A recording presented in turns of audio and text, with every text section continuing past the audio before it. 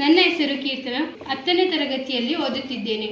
ನನ್ನ ಪ್ರಶ್ನೆ, ವಿದ್ಯಾರ್ಥಿಗಳು ಪರೀಕ್ಷೆಯ ಸಮಯದಲ್ಲಿ ಒತ್ತಡವನ್ನು ಹೇಗೆ ನಿಯಂತ್ರಿಸಬಹುದು ಹಾಗೂ 100 ಅಂಕಗಳಿಗೂ 3 ಗಂಟೆ ಮತ್ತು 80 ಅಂಕಗಳಿಗೂ 3 ಗಂಟೆ ಈ ಸಮಯವನ್ನು ನಾವು ಹೇಗೆ ನಿರ್ವಹಿಸಬಹುದು?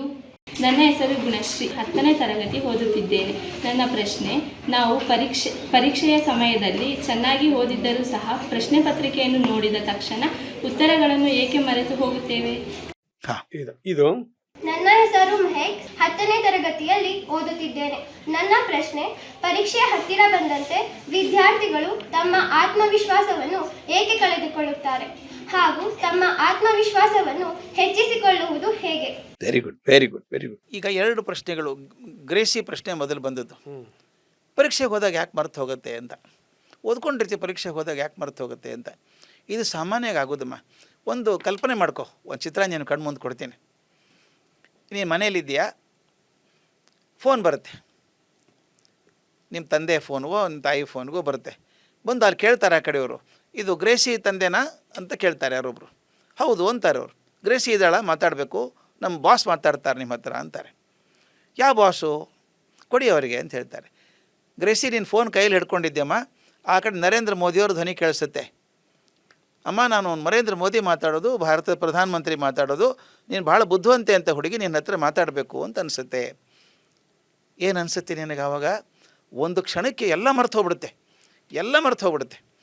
ಅವ್ರು ಹೇಳ್ತಾರೆ, ಕೆಲಸ ಮಾಡು, ನಾನು ಬೆಂಗಳೂರಿಗೆ ಬರ್ತಾಯಿದ್ದೆ, ನಾಳೆ ರಾಜಭವನದಲ್ಲಿ ಇರ್ತೀನಿ, ಬೆಳಗ್ಗೆ ಒಂದು 10 ಗಂಟೆಗೆ ಭೇಟಿಯಾಗು ನನ್ನ ಅಂತ ಹೇಳ್ತಾರೆ. ಏನು ಹೇಳ್ತೀಯ ಅವಾಗ ನೀನು? ತಲೆಗೆ ಏನೂ ಹೊಳೆಯಲ್ಲ.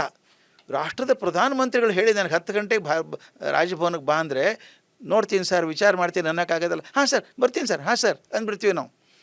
ಫೋನ್ ಇಟ್ಟ ಮೇಲೆ ನೆನಪಾಗುತ್ತೆ, ನಾಳೆ 10 ಗಂಟೆ ನಿಮ್ಮ ಅಕ್ಕನ ಮದುವೆ ಎಂಗೇಜ್ಮೆಂಟ್ ಇದೆ ಮನೇಲಿ. ಆಮೇಲೆ ಗೊತ್ತಾಗುತ್ತೆ, ಅಯ್ಯೋ 2 ಒಂದೇ ಸಲ ಬಂದುಬಿಡ್ತಲ್ಲ ನನಗೆ. ಇದು ಯಾಕೆ ಹೇಳಲ್ಲ? ಒಂದೇ ಸಲ ಅನಿರೀಕ್ಷಿತವಾದದ್ದು ಏನಾದರೂ ಅದ್ರ ಆಘಾತ ಆಗುತ್ತೆ, ಮರೆತು ಹೋಗ್ಬಿಡುತ್ತೆ. ಪರೀಕ್ಷೆ ನಿನಗೆ ಆಘಾತ ಆಗಬಾರ್ದು, ಅನಿರೀಕ್ಷಿತ ಅಲ್ಲ ಪರೀಕ್ಷೆ. ಪರೀಕ್ಷೆ ಮೊದಲು ಮಾರ್ಚಲ್ಲಿ ಮೊದಲೇ ಗೊತ್ತಿದೆ. ಯಾವಾಗ ಗಾಬರಿ ಆಗುತ್ತೆ ಅಂತಂದಾಗ, ಅನಿರೀಕ್ಷಿತ ಪ್ರಶ್ನೆ ಕ್ವಶನ್ ಪೇಪರ್ ಕೆಲವೊಂದು ಸಲ ತಪ್ಪಾಗುತ್ತೆ. ಸೈನ್ಸ್ ಪರೀಕ್ಷೆ ಇರುತ್ತೆ, ಮ್ಯಾಥಮೆಟಿಕ್ಸ್ ಕ್ವಶನ್ ಪೇಪರ್ ಕೊಟ್ಟರೆ ಆಘಾತ ಆಗಬೇಕಪ್ಪ ನಿಮಗೆ, ಅಲ್ವಾ? ಸೈನ್ಸ್ ಕ್ವಶನ್ ಪೇಪರ್ ಕೊಟ್ಟರೆ ಆಘಾತ ಯಾಕೆ ಆಗಬೇಕು? ತಯಾರಾಗಿ ಹೋಗಿದ್ದೀವಲ್ಲ. ಅದಕ್ಕೆ ಒಂದು ಹೇಳ್ಕೊ, ಆತ್ಮವಿಶ್ವಾಸ ಬೆಳೆಸ್ಕೊಳ್ಳೋ ಬಗ್ಗೆ ಒಬ್ಬ ಹುಡುಗಿ ಕೇಳಿದ್ಲು ಪ್ರಶ್ನೆ, ಮೆಹಕ್ ಅಂತ. ಮೆಹಕ್ ಹುಡುಗಿ ಕೇಳಿದ್ಲು. ಬಹಳ ಸುಲಭ. ಆತ್ಮವಿಶ್ವಾಸ ಎಲ್ಲಿ ಸಿಗುತ್ತಮ್ಮ? ಅಂಗಡಿಯಲ್ಲಿ 1-2 ಕಿಲೋ ಸಿಕ್ಕರೆ ತಂದುಬಿಡೋಣ. ಆತ್ಮವಿಶ್ವಾಸ ಹೊರಗಡೆ ಎಲ್ಲೂ ಬರಲ್ಲ, ನಮ್ಮ ಒಳಗೆ ಇರುವಂಥದ್ದು. ಯಾವಾಗ ಆತ್ಮವಿಶ್ವಾಸ ಕಳ್ಕೊತೀವಿ ಹೇಳು? ನನ್ನಿಂದ ಆಗತ್ತಾ ಇದು? I don't think I can do it. ನನಗೆ ಆಗಲ್ಲ ಅನಿಸುತ್ತೆ, ನಾನು ಅಷ್ಟು ಬುದ್ಧಿವಂತೆ ಅಲ್ಲ. ಇನ್ನೊಬ್ಬರು ಹೋಲಿಸ್ಕೋತೀಯ ನೀನು. ನಮ್ಮ ಕ್ಲಾಸಲ್ಲಿ ಆಕೆ ಇದ್ದಾಳಲ್ಲ, ಆಕೆ 100ಕ್ಕೆ 100 ಬರುತ್ತೆ, ನನಗೆ ಕಷ್ಟ. ಯಾವಾಗ ನೀವು ಮತ್ತೊಬ್ಬರು ಹೋಲಿಸ್ಕೊಂಡು ನೀನು ಸಣ್ಣವಳಾಗಿ ಮಾಡ್ಕೋತೀಯಲ್ಲ, ನಿನ್ನ ಆತ್ಮವಿಶ್ವಾಸ ಬಿದ್ದೋಗುತ್ತೆ. ಬೇಡ. ಇನ್ನೊಂದು ಹೇಳ, ನಾನು ಕಾಂಪಿಟೇಷನ್ನಿಂದ ಅರ್ಧ ಆತ್ಮವಿಶ್ವಾಸ ಹೋಗುತ್ತೆ. ಅವನು ನಂಬರ್ 1 ಬಂದಿದ್ದಾನೆ ಕ್ಲಾಸಿಗೆ, ನಾನು ನಂಬರ್ 2 ಇದ್ದೀನಿ, ಹೆಂಗಾದ್ರೂ ಹಿಂದೆ ಹಾಕ್ಬೇಕು ಅವನ. ನೀನು ಗುರಿ ಅವನಾಗ್ಬಿಡ್ತಾನೆ. ಅವಾಗ ಕರೆಕ್ಟ್, ಅವನ ಗುರಿ ಆಗ್ತದೆ. ನಾನೇನು ಮಾಡ್ಬೇಕು ಗೊತ್ತಾ? ಕಾಂಪಿಟೇಷನ್ ಇರಬೇಕು. ಹೇಗಿರ್ಬೇಕು ಗೊತ್ತಾ ಕಾಂಪಿಟೇಷನು? ಬೇಡವಾ ಹಾಗಾದರೆ ಕಾಂಪಿಟೇಷನ್ ಅಂತ ಕೇಳ್ತಾರೆ ಜನ ನನ್ನ. ಇರಬೇಕು. ಹೇಗಿರ್ಬೇಕು ಗೊತ್ತಾ? ಕಾಂಪಿಟೇಷನ್ ನಿನ್ನ ಜೊತೆಗೆ ಕಾಂಪಿಟೇಷನ್ ಇರಬೇಕು. ನಾ ಹೋದ ವರ್ಷ 80 ತೊಗೊಂಡಲ್ಲ, ಈ ಸಲ 85 ತೊಗೋತೀನಿ, 85 90 ತೊಗೋತೀನಿ, 90 95 ತೊಗೋತೀನಿ. ಆ ಬೇರೆದ್ರ ಕಾಂಪಿಟೇಷನ್ ಇಲ್ಲೇ, ನಾನು ಓಡಿಸೋದೇ ಇಲ್ಲ, ಟೆನ್ಷನೇ ಇಲ್ಲ ನನಗೀಗ. ಬೇರೆದ್ರ ಕಾಂಪಿಟೇಷನ್ ಇಲ್ಲ ನನಗೆ ಅವ್ರ ಜೊತೆಗೆ, ನನ್ನ ಜೊತೆಗೇ. ಹೋದ ಸಲ 90 ಬಂತಲ್ಲ, ಈ ಸಲ 95 ತೊಗೋತೀನಿ. ಆಗ ನನ್ನ ಪ್ರಯತ್ನ ಹೆಚ್ಚಾಗತ್ತೆ ಹೊರತಾಗಿ ಆತ್ಮವಿಶ್ವಾಸ ಕಮ್ಮಿ ಆಗಲ್ಲ. ಮತ್ತು ಇನ್ನೊಂದು ಹೇಳ್ಕೋಬೇಕು, ಏನು ಕಮ್ಮಿ ಆಗಿದೆ ನನಗೆ? What is wrong with me? Correct, ನನಗೇನು ಕಮ್ಮಿ ಇದೆ? ಒಂದು ಮಾತು ಹೇಳ, ನಾನು ಆತ್ಮವಿಶ್ವಾಸ ಬೆಳ್ಕೊಳ್ಳೋಕೆ ಒಂದೇ ಒಂದು ಹಾದಿ ಅಂದರೆ, ನೀವು ಯಾರನ್ನೂ ಹೋಲಿಸ್ಕೋಬೇಡ. ಯಾರನ್ನೂ ಅವ್ರಿಗೆ ಹೋಲಿಸ್ಕೊಂಡು ಅವರಷ್ಟು ಬುದ್ಧಿವಂತೆ ಅಲ್ಲ, ಆಕೆಯಾಗಿ ಹ್ಯಾಂಡ್ ರೈಟಿಂಗ್ ಇಲ್ಲ ನಂದು, ನನಗೆ ಅಷ್ಟು ಮಾರ್ಕ್ಸ್ ಬಂದಿಲ್ಲ. ಬೇಡ, ಯಾಕೆ ತಲೆ ಕೆಡಿಸ್ಕೊಳ್ಳೋದು ಮತ್ತೊಬ್ಬರ ಜೊತೆಗೆ?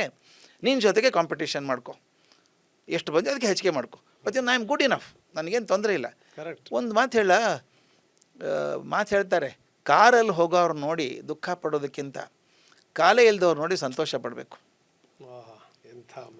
ಕಾರಲ್ಲಿ ಹೋಗ್ತಿತ್ತು, ಅಯ್ಯೋ ನಮ್ಮ ಕಾರಿಲ್ಲ ಅನ್ನೋದಕ್ಕಿಂತ ಕಾಲೇ ಇಲ್ಲ ಪಾಪ ಅವನಿಗೆ, ನನ್ನ ಕಾಲಾದರೂ ಇದೆಯಲ್ಲ, ಆರಾಮಾಗಿ ಹೋಗ್ತೀನಿ. ಆದ್ದರಿಂದ ನಿನ್ನ ಮಾರ್ಕ್ಸ್ ಬಗ್ಗೆ ಜನ ಕೀಳರಿಮೆ ಬೇಡ, ಅವ್ರ ಜೊತೆ ಕಾಂಪಿಟೇಷನ್ ಬೇಡ. I am Gracy, I am good enough, I am Mehak, I am good enough, ನಾನು ಚೆನ್ನಾಗಿದೆ ನನಗೆ. ಮತ್ತು ಇನ್ನೊಂದು, ಯಾರು ಸ್ಪಷ್ಟ ಇಲ್ಲ, ಯಾರನ್ನೂ ಹಿಂದೆ ಹಾಕಬೇಕು ಅಂತಿಲ್ಲ ನನಗೆ. ಕರೆಕ್ಟ್. ಹೋಲಿಸ್ಕೊಂಡ ಕೀಳರಿಮೆ ಬರೋಕ್ಕೆ ಶುರು ಆಗುತ್ತೆ. ಕರೆಕ್ಟ್.